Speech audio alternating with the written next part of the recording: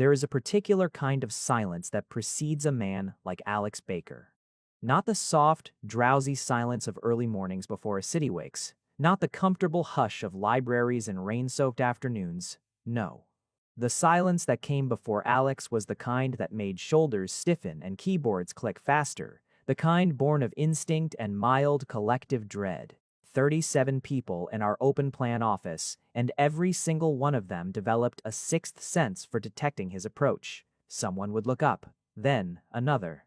Then a quiet ripple, like wind flattening grass before a storm. And by the time the elevator doors opened on the 14th floor, the entire bullpen had recalibrated itself. Backs straighter, voices lower. A subtle, almost imperceptible performance of productivity. I noticed it on my very first day. I noticed him on my first day too, though for entirely different reasons. My name is Les Welch, and I arrived at Callaway and Marsh Communications precisely 12 minutes early on a Monday in late autumn, carrying a tote bag that was slightly too stuffed, wearing a jacket that was slightly too new, and projecting the specific energy of someone who had practiced their relaxed but competent expression in the bathroom mirror for the better part of a weekend. I introduced myself to the receptionist. I filled out the security form in my neatest handwriting. I was escorted to the 14th floor by a cheerful HR coordinator named Dana, who talked fast and smiled wide and told me 3 times that I was going to love it here. The bullpen was warm and smelled of printer toner and someone's microwaved oatmeal. I was halfway through my introductory tour when the elevator dinged. The silence fell. Dana kept talking, but I had already stopped listening. Not because I was rude, because something shifted in the air, the way it shifts before thunder, and I turned to look without entirely meaning to. Alex Baker walked in. He was tall, not in any theatrical way, just genuinely, quietly tall, with the kind of build that suggested he had once been an athlete and had since redirected that discipline toward something equally demanding. Dark coat, dark hair, pushed back from his face in a way that managed to look effortless and deliberate at once. Sharp jaw, eyes that moved across the room like a sweep of a lighthouse beam, illuminating everything, resting on nothing. He carried a leather portfolio under one arm and a single black coffee in his other hand, and he moved through the bullpen the way a current moves through water, without apology, without urgency, and completely indifferent to the disruption it caused. He did not say good morning to anyone. He did not nod or wave or do any of the small social performances that office life generally demands. He simply moved through the space, sat down in the corner office, whose glass walls I now noticed framed him like a portrait, and opened his portfolio. "That's Alex Baker," Dana said, her voice dropping half a register. "Senior Creative Director. He's—" She paused, searching for the right word. "Very focused." "Very focused," I repeated. "He's brilliant," she added quickly. "The clients love him. His campaigns are, he really is exceptional at what he does." I understood what she wasn't saying. You could hear it clearly in the spaces between her words, in the slight widening of her eyes, in the careful diplomacy of her adjective choices. Alex Baker was brilliant and cold, and probably made at least one person cry per fiscal quarter, and the office had long since made its collective peace with this. I looked at him through the glass. He was already reading something, his brow slightly furrowed, one hand wrapped around his coffee cup. He had not looked up once since sitting down. He would not look up, I sensed, until he was good and ready. And when he did, it would not be to perform warmth he didn't feel. Something about that, the absolute refusal of performance, struck me oddly, not as cold, as honest. I turned back to Dana. "And my desk?" She smiled, relieved that I had moved on. "Right this way." My desk was not near his office. It was in the middle of the bullpen, tucked between a senior copywriter named Priya, who had enormous headphones and a collection of succulents, and a junior art director named Marcus, who communicated primarily in raised eyebrows and was refreshingly good at his job. Over the following days, they became my de facto guides to office culture, and through them I learned the unofficial curriculum, who made the best coffee runs, which conference rooms had faulty mic setups, when the kitchen would have free pastries, and, of course, the complete mythology of Alex Baker. He fired someone for using Comic Sans in a client deck, Marcus told me. not with horror but with a kind of reverence. He once sat through a 2-hour presentation without saying a single word, Priya offered, not removing her headphones, and at the end just wrote 3 words on a post-it and left it on the presenter's keyboard. What 3 words? Start over, completely. That's 2 words and an adverb. It's the adverb is what killed him. I laughed, but later crossing the kitchen to refill my water bottle, I passed the open door of Alex's office and I glanced in without meaning to. And I saw him at his desk with his sleeves rolled up and his head bent over a layout, and there was something so utterly, genuinely absorbed about his posture, something so free of any audience. Awareness, that I found myself slowing down without realizing it. He looked up. Our eyes met for approximately 2.5 seconds. He looked back down. I kept walking. My heart, inexplicably, was beating slightly faster than it had been a moment before. I told it to stop being dramatic and went back to my desk. The coffee started on a Wednesday. Or, no, let me be more careful. What I noticed on a Wednesday was the coffee. What actually started was something I wouldn't be able to name for a long time. Something that had probably begun the moment the elevator opened and the office fell silent and I turned to look and found him already moving through the world like he owned the physics of it. But the coffee. Yes, Wednesday, my 3rd day. I was at my desk early, still in the phase of proving myself where arriving before your actual start time felt important, when the elevator opened and Alex walked in. He was carrying 2 cups, his usual black from the place downstairs, and a second cup, cardboard sleeve and lid and everything. He moved through the bullpen with his usual lighthouse efficiency, and then he stopped. Beside my desk, I looked up. He set the second cup down in front of me without a word. Without a smile, without a nod, without any of the social apparatus that usually accompanied an act of this kind. Just placed it down, met my eyes for a half-second, and kept walking. I stared at the cup. Steam curled from the opening in the lid. A chai latte, oat milk, no sugar, exactly what I had ordered loudly and specifically at the coffee cart on the ground floor lobby on Monday morning, when I was still learning the building's geography and had not yet figured out that the better place was 2 streets over. Priya's headphones came halfway off one ear. Did he just, yes, has he ever? I don't know. I've been here 3 days. She pushed her headphones down around her neck entirely and turned to stare at me with an expression that managed to be both entirely calm and somehow seismic. Les, in 4 years, I have never seen that man bring anyone anything. I looked down at the coffee. It was still warm. The label on the sleeve confirmed it. Chai latte. Oat, no sugar. He had remembered. Or noticed. Or both. Maybe he was just being welcoming, I said. New employee and all. Priya put her headphones back on. She didn't say anything. She didn't need to. Her eyebrow was saying everything that needed to be said. I drank the coffee. It was, objectively, the best chai latte I had ever had. The place downstairs was not the place I had ordered from on Monday, which meant he had gone somewhere else, entirely specifically, to get this particular drink, and that thought sat in my chest like a small, warm coal that I absolutely refused to make anything of. It was probably nothing. It was probably a one-time thing.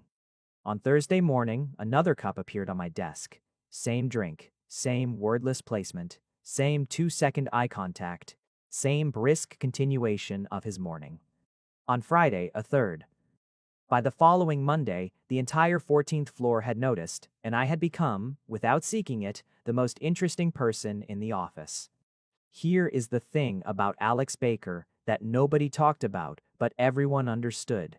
His coldness was not cruelty. This distinction mattered. It mattered enormously. He was precise. He was demanding. He did not laugh at things that weren't funny. He did not offer reassurance to work that didn't deserve it. He did not perform enthusiasm or camaraderie or any of the social lubricants that keep offices moving in their particular grooves. He held a standard, and the standard was high, and it was the same for everyone, himself most of all. And if that standard made people uncomfortable, he seemed to regard that discomfort as their problem to resolve rather than his burden to soften.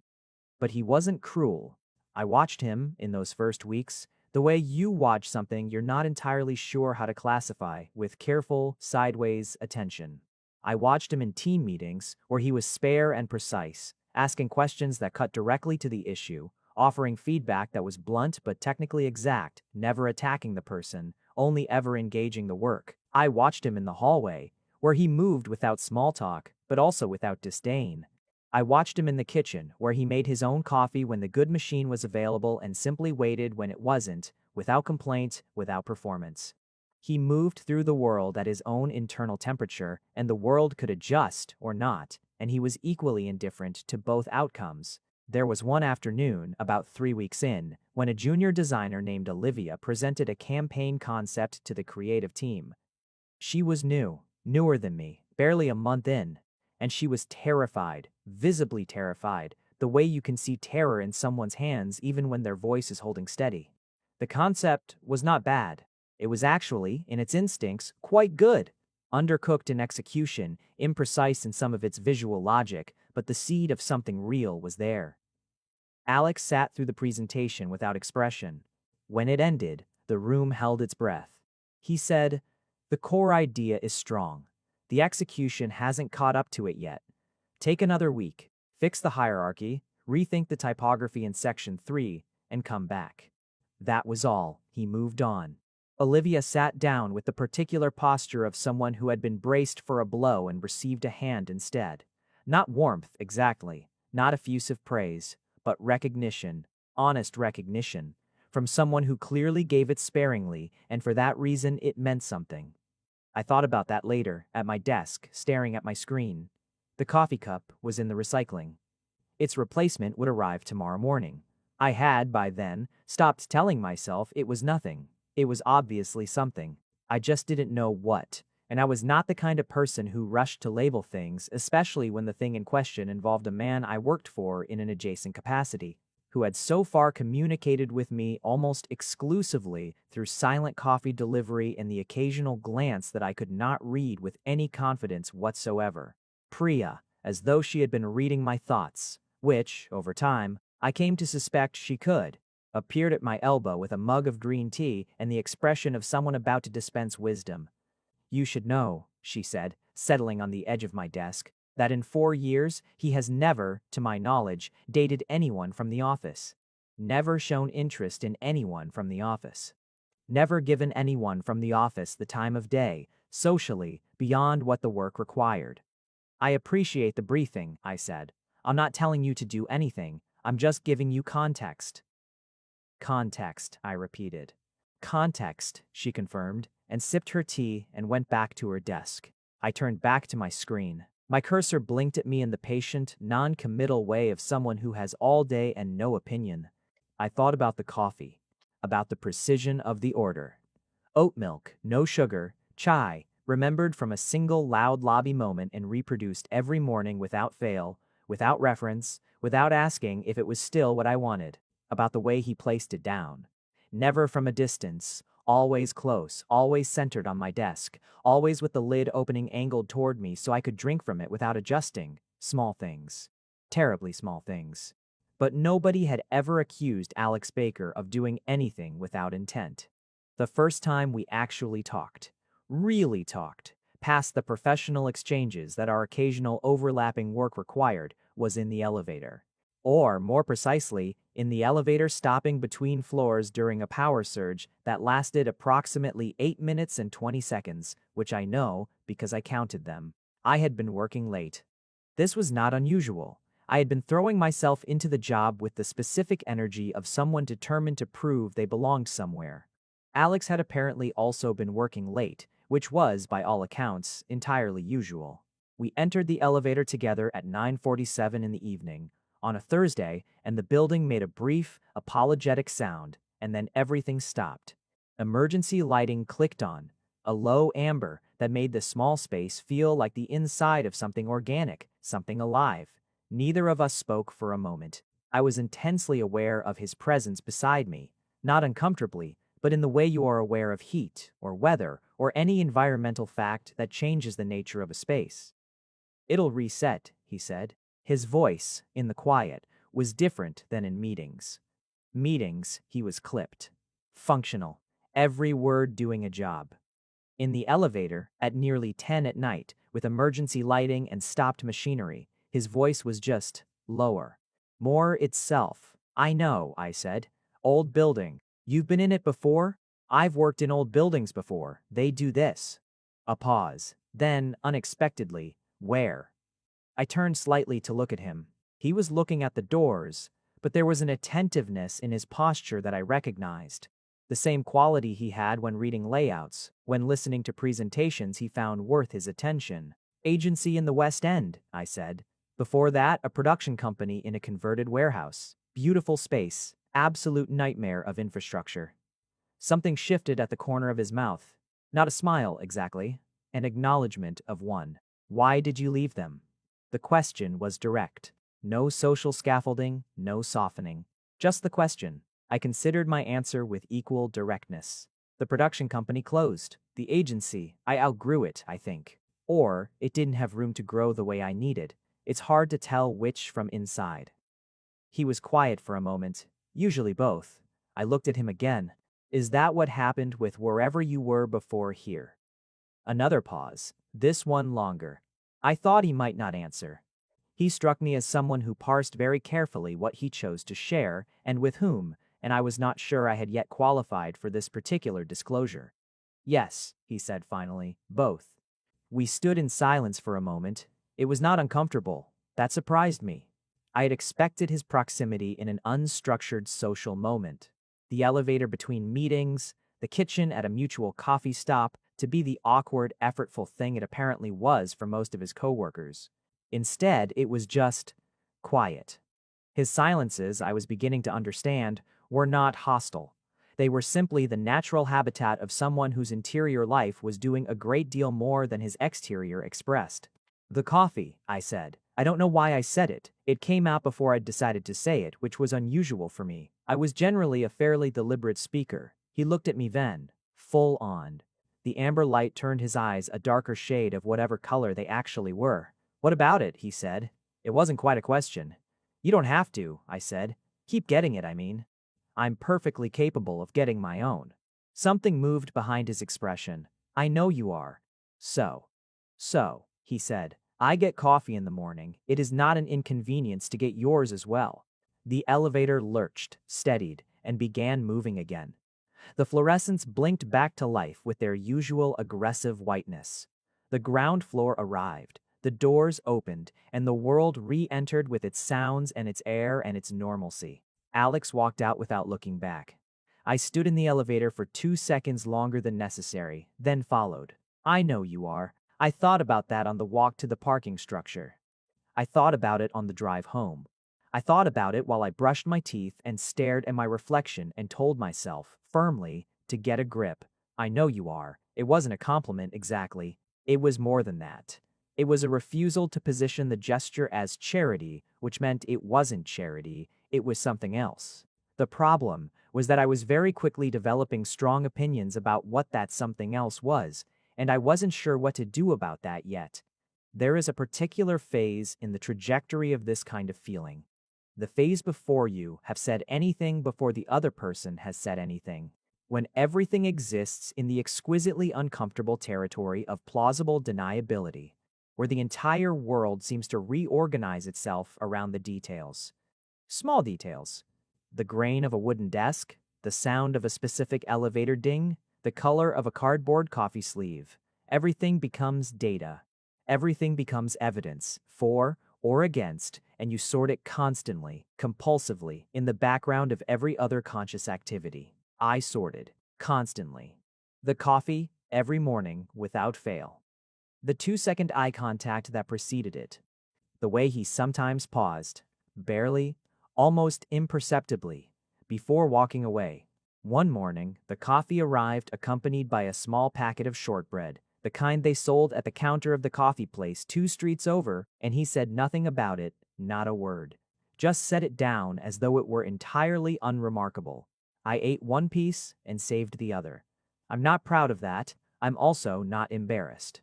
In team settings, I tried not to noticed anyway, the particular quality of his attention when I presented work.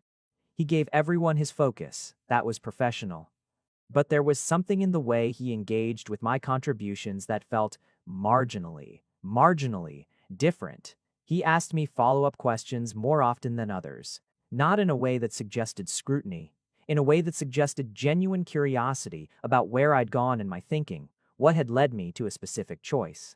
He pushed back when he disagreed, which he did with everyone, but then he actually listened to my pushback in return, which, I gathered, watching how meetings played out, he did not do with everyone. One Tuesday afternoon, we ended up in the same conference room for back-to-back meetings that overran in one direction and started late in the other, leaving us both stranded in the glass box for 20 minutes with nothing to fill the time except each other's company and the distant sound of the building's ventilation system. He opened his laptop. I expected him to work through the 20 minutes in silence, which would have been entirely in character and completely fine. Instead, after perhaps 3 minutes, he said, without looking up, "Your campaign pitch last week. The color language. Where did that come from?" I had pitched a campaign that used a deliberately limited, almost desaturated palette with single saturated accents. It had been a deliberate conceptual choice, meant to evoke restraint and precision for a client in the financial sector. The client's core value proposition is trust, I said. Trust reads as restraint. If everything is loud, nothing is trustworthy. The accent color is where the emotion lives, small, controlled, intentional. He was quiet. Then, most people go the opposite direction. More color, more feeling. More color can mean more noise. The feeling lands harder when there's space around it. He looked up from his laptop. The quality of his attention, fully directed, was a specific experience. It was not warm, exactly, but it was complete, and there was something in its completeness that felt, paradoxically, more intimate than warmth. "That's the right instinct," he said. I nodded. He went back to his laptop. 20 minutes. That was the whole of it.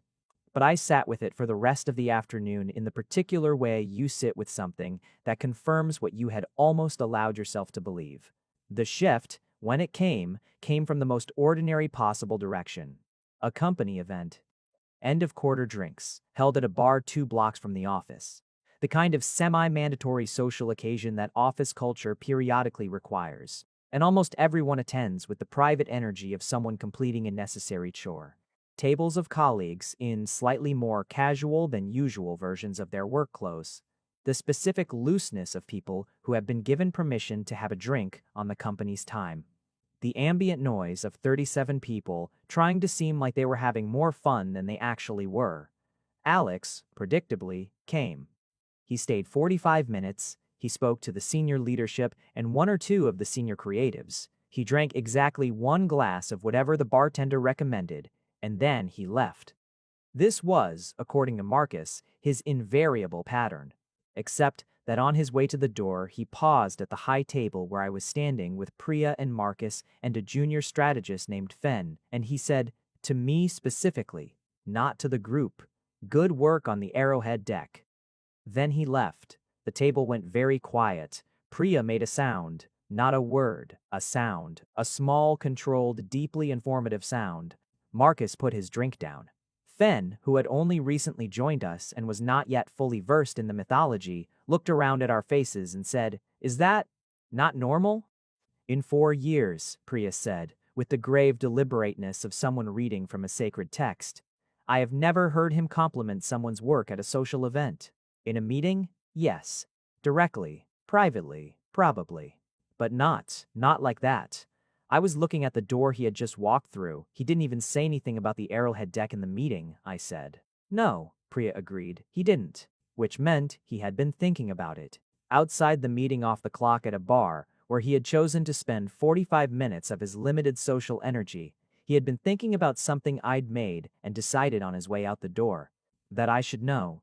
I took a very long sip of my drink. "You need to do something," Marcus said. "I don't need to do anything. Less.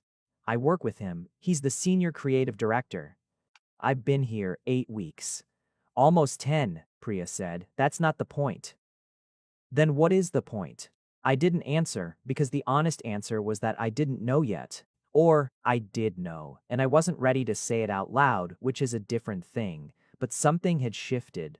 I could feel it. The way you feel a tide pulling sand from under your feet. Not the wave, not the drama of it, just the slow, steady, irresistible reorganization of ground.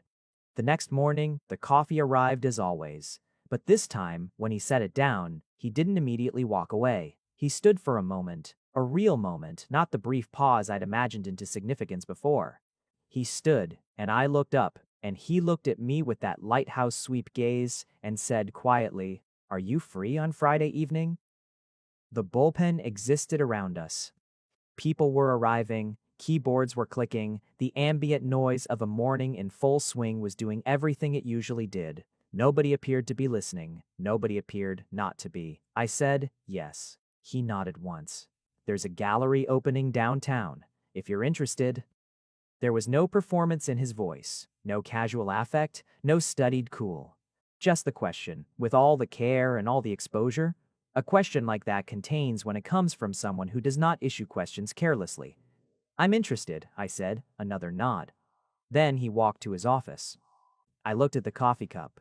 Chai latte, oat milk, no sugar. Priya's headphones were entirely off, resting around her neck, and she was staring at her screen with the focused expression of someone doing absolutely nothing productive while processing a significant amount of information.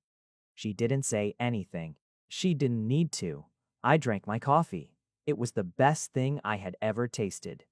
The gallery was small and serious, the kind that showed work that wasn't trying to be immediately liked, that asked something of you. Photography mostly. Long exposure landscapes where civilization had been reduced to light trails and the permanent dark. Alex moved through the space with the same quiet purpose he moved everywhere, but there was something different in it outside the office. A slight loosening, maybe. A fraction of something that hadn't had room to breathe under fluorescent lighting. We didn't talk constantly. We didn't need to. We moved through the rooms at roughly the same pace, and when one of us paused, the other paused too. And when something was worth talking about, one of us would start and the other would respond. And in between, there was the particular silence of two people who were comfortable enough with the same image to share it without filling it with words. At one point, standing before a photograph of a coastline at what must have been 4 in the morning, the horizon barely distinguishable from the sea. A single smear of lighter dark where dawn was thinking about arriving. Alex said quietly, "This is what good work feels like from inside, when you're in the middle of something that hasn't found its form yet." I looked at him, not at the photograph. "Dark and cold and not sure where the horizon is," I said, "but you know it's there." He looked at me briefly. "You can feel it." I thought about all the mornings, the elevator, the conference room, the shortbread. "Yes," I said, "you can feel it."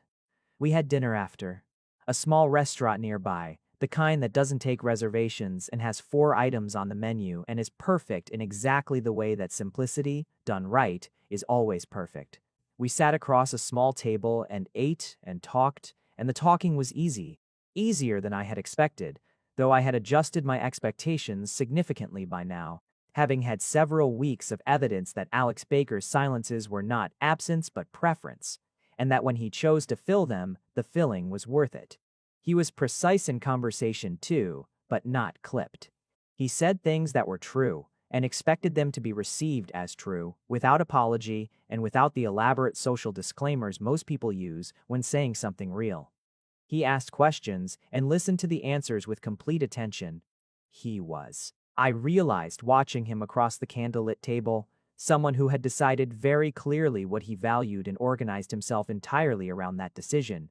And what he valued was depth, real depth, the kind that couldn't be performed or accelerated or faked.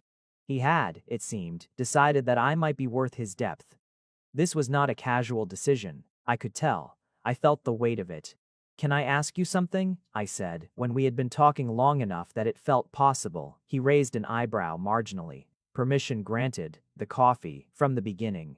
He looked at me. "Yes? Why, specifically?" "From the first day, you knew my order from one morning and you just started."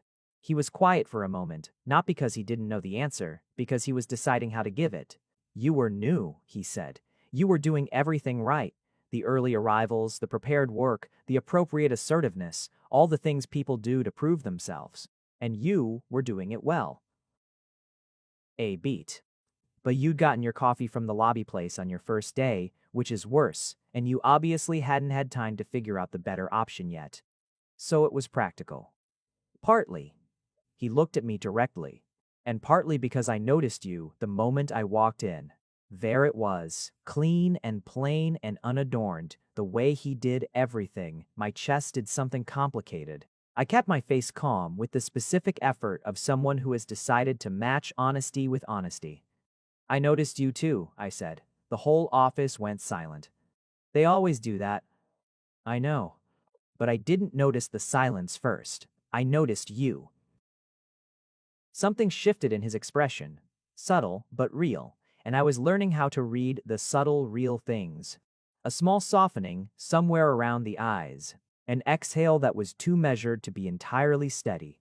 "Les," he said, and the way he said my name, unhurried, precise, like it was a word he had considered carefully, made something in me go very still and very warm at once. "Yes," I said, "I should tell you that I am not good at this." He said it without self-pity, just inventory. Social ease is not a particular strength. I am aware that I am difficult to read and possibly difficult to be around. You're not difficult to be around. Most people find me so. Most people experience your standards as commentary on themselves. I just think you have good standards. He looked at me for a long moment. The candle between us was doing what candles do at moments like this, which is to say everything it could with the limited vocabulary of light. "I've been bringing you coffee for 8 weeks, he said. "Almost 10, I said, smiling slightly. He looked startled for a half second. A real surprise, unguarded, and it was so rare on that controlled face that I felt absurdly honored to have caused it.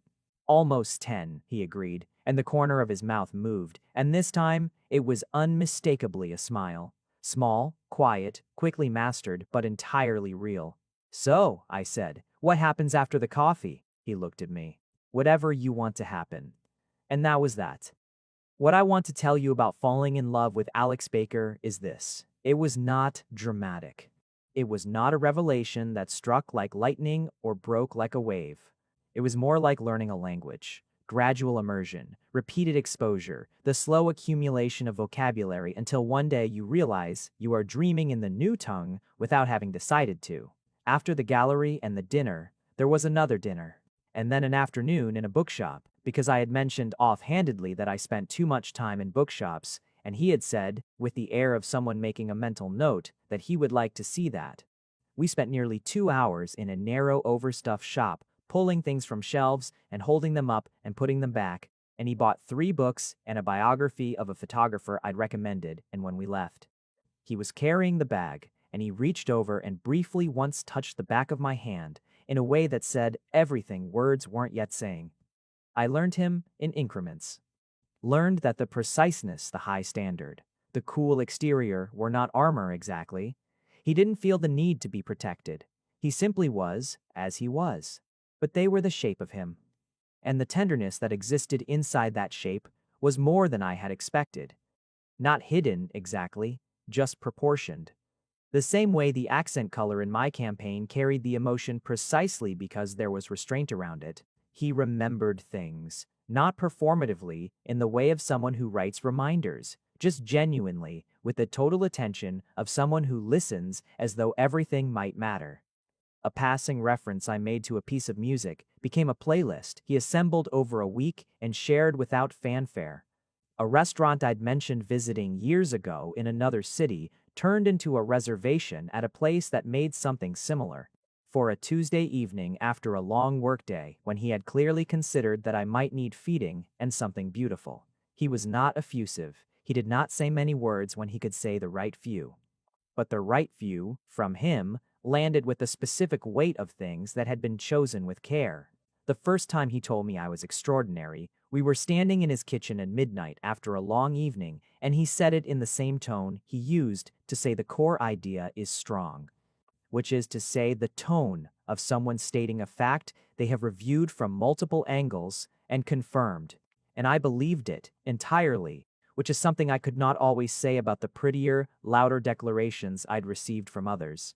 In return, I learned to give him what he needed: steadiness, honesty, space without absence. He did not need to be entertained or managed or decoded. He needed someone who meant what they said, and said what they meant, who could stand comfortably in his silences, and who wasn't frightened of his standards or his edges. Someone who would push back when they disagreed, which I did, and which he respected, sometimes visibly more than he expected to. Someone who could see the tenderness under the precision and not make him feel exposed for having it. I loved him. Of course I loved him. Not gradually and then all at once, like the Hemingway line, but something stranger, consistently and increasingly a steady building, the way a river rises with rain, unremarkably and then enormously. At the office, things were careful. Alex was meticulous about professional boundaries in a way that was both principled and almost touching. He did not change how he engaged with my work, did not become softer in meetings or easier in feedback. If anything, he was harder on my work than before, because he knew I could take it, and I could, and the feedback was always the kind that made the work better. Nobody could say he showed me favoritism. He did not. But the coffee continued. It continued every morning, without exception, through the following months and into the next year. Through a particularly brutal deadline period in February when I was working 18-hour days. Through a week in April when I had a cold and he brought ginger tea instead, without being asked, without discussion. Through a conference in late spring where we were both traveling for the company and shared for 3 days. The quiet domestic language of two people navigating shared space. Mornings and coffee shops, and the particular shorthand that develops between people who know each other well enough to stop translating.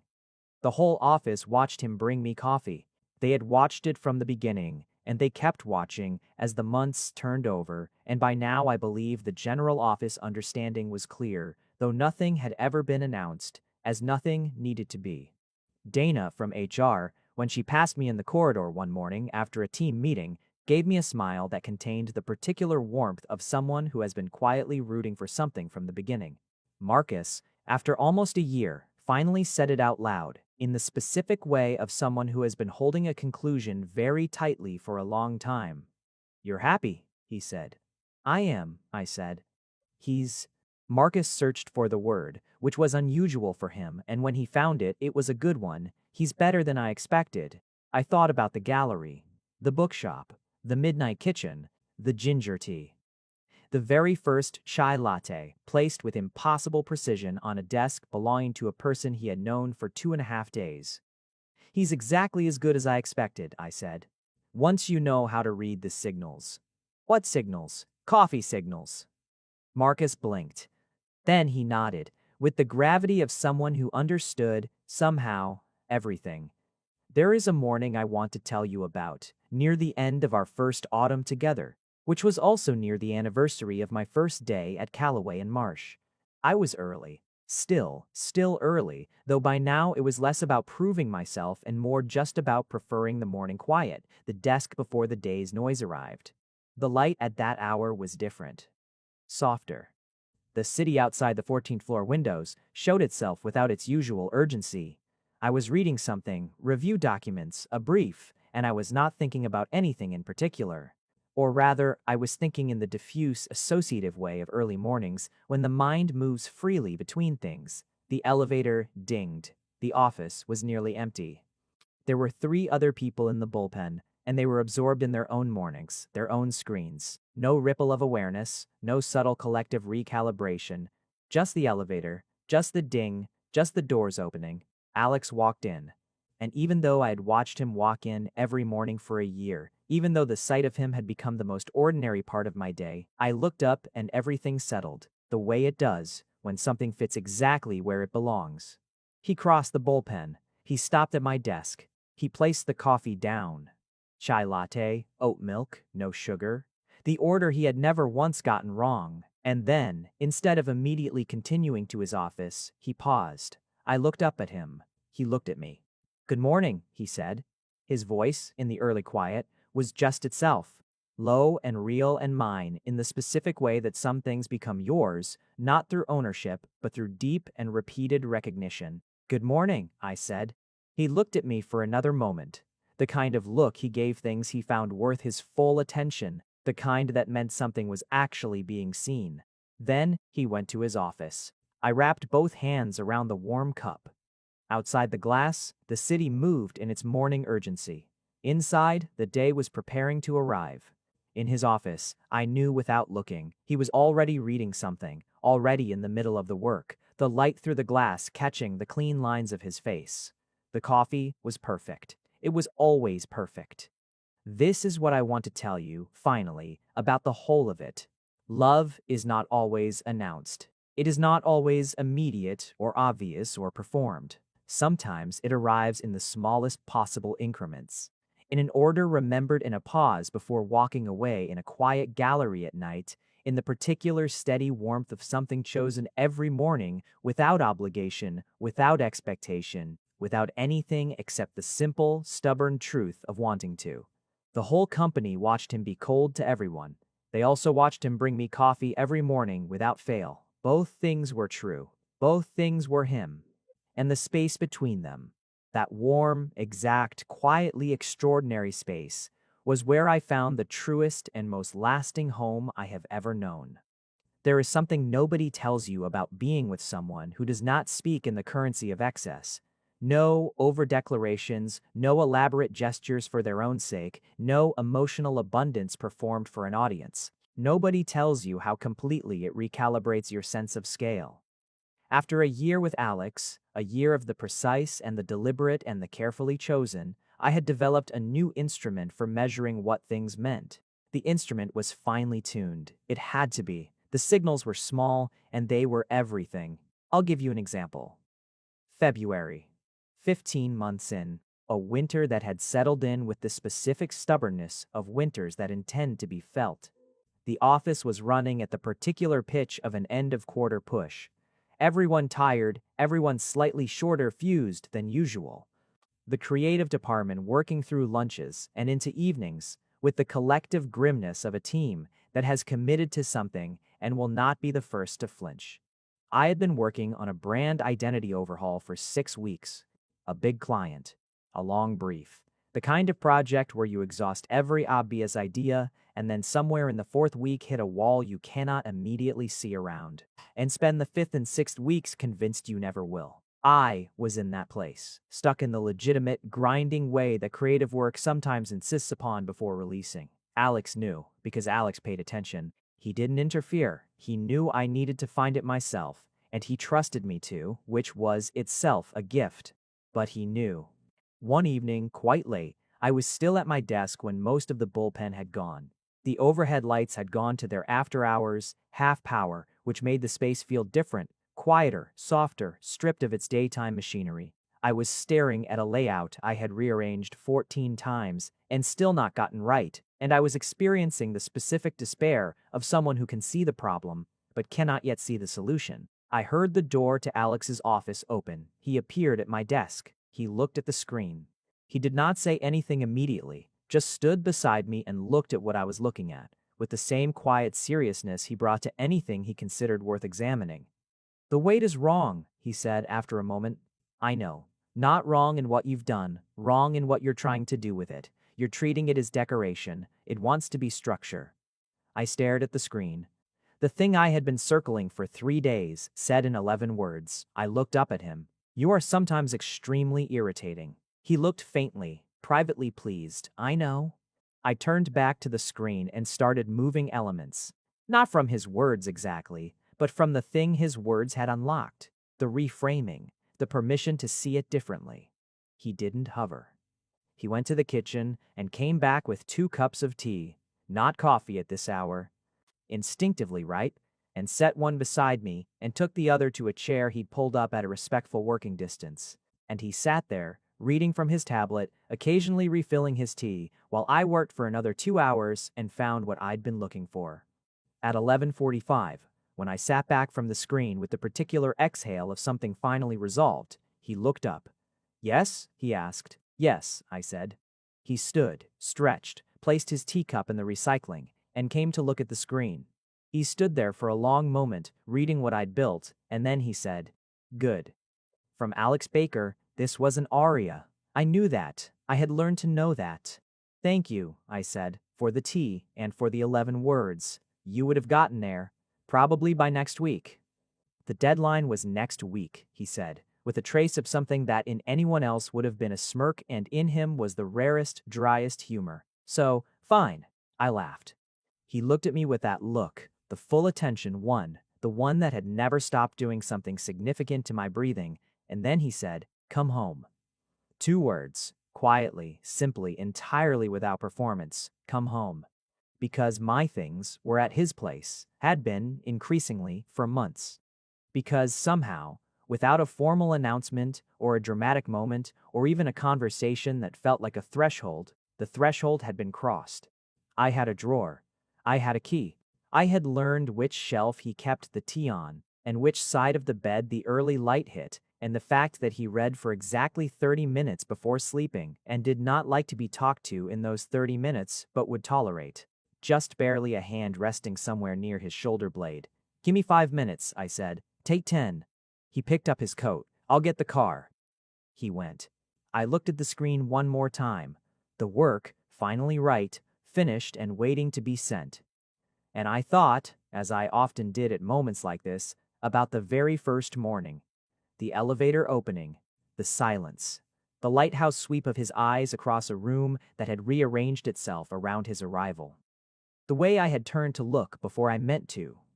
His apartment was the spatial equivalent of his work. Precise, deliberate, nothing that didn't have a reason to be there, and in that reason, everything had room to breathe. High ceilings, clean lines, books arranged not alphabetically, but in a logic of his own that I had eventually cracked and was the most satisfying puzzle of my adult life. A sound system he cared about with the particular passion of someone for whom music was not background, but foreground. A kitchen that was genuinely equipped and used, because he cooked the same way he did everything, with standard, with attention, with no patience for the approximate. I had cooked in that kitchen too, by now. We had cooked together, which was its own negotiation. 2 people who both have opinions about heat levels and knife technique, finding the particular choreography of a shared space. We had burned one thing, his fault though he disputed this, and undercooked another, my fault, I admit readily, and produced through persistent collaboration a rotating repertoire of things that were reliably good, because we were both too stubborn to accept reliably mediocre and too honest to settle. That night, too late for real cooking, he made eggs, simple, precise, exactly right. We ate at the kitchen counter because neither of us had the energy for the table, and outside the window, the city at midnight was doing what cities do. Its light, its movement, its irresistible ongoing existence. And we were quiet, the comfortable quiet of people who have each other's company in the most fundamental sense, who don't need to fill it. At some point, I said, "I've been here 14 months. He looked at me. "Since the job?" "Since the first coffee." He considered this. 15 months. Priya said almost 10 weeks when I corrected you at dinner. I'm correcting you again. You and Priya and your collective precision about time. You should appreciate precision. I do, he said, looking at me, in most contexts. I put my fork down.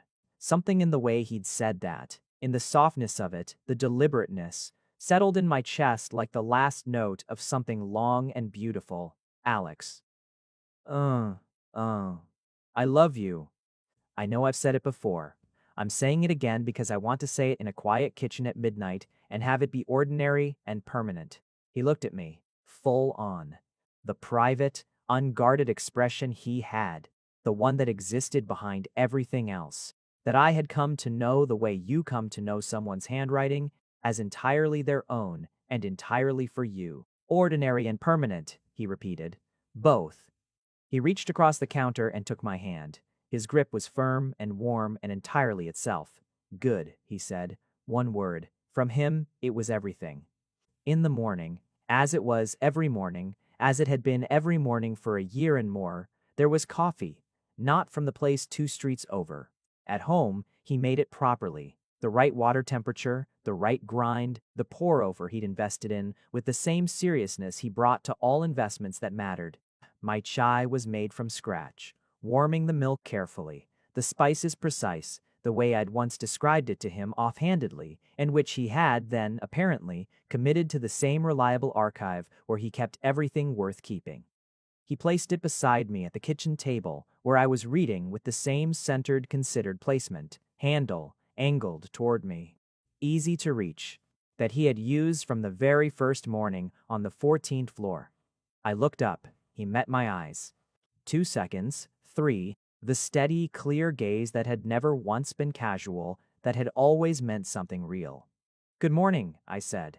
"Good morning," he said, and took his own coffee to the chair across from me and opened the book he was midway through, and the morning happened around us, light moving through the window, the city waking up outside the ordinary and permanent world, doing what it always did.